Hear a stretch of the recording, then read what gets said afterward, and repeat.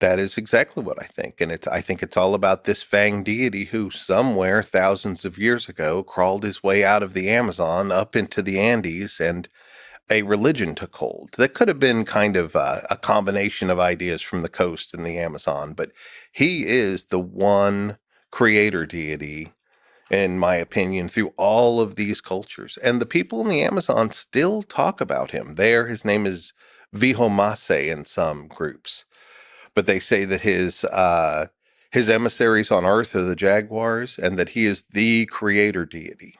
Why is the current mainstream belief is that a lot of the religions are not monotheistic? Well, there are bona fide pantheons.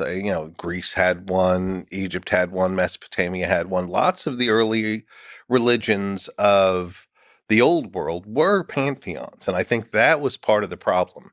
The earliest archaeologists walked in there with a preconceived notion that ancient cultures have pantheons. And so they went to the art looking for them.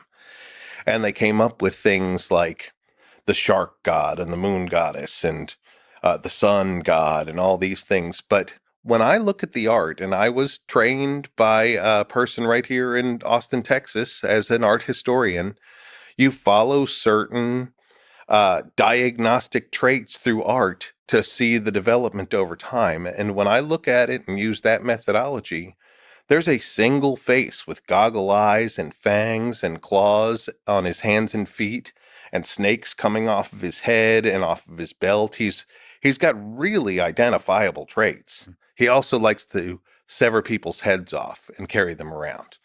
But he's the fanged deity, and he's there. He shows up in Chavin de Huantar, the capital of that Chavin culture, and he keeps showing up through every culture, even thousands of miles away, throughout the next 2 millennium, right up to the Inca. The Inca have a creator deity they call Viracocha, but Viracocha is the Fang deity.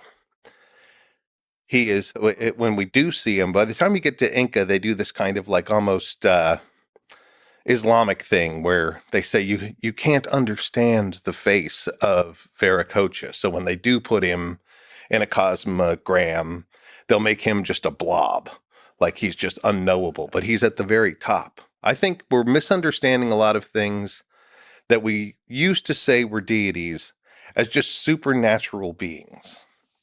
If we flip the mirror on Christianity and take a look at it, which of course Christianity's monotheistic, right? It would be heresy to say otherwise.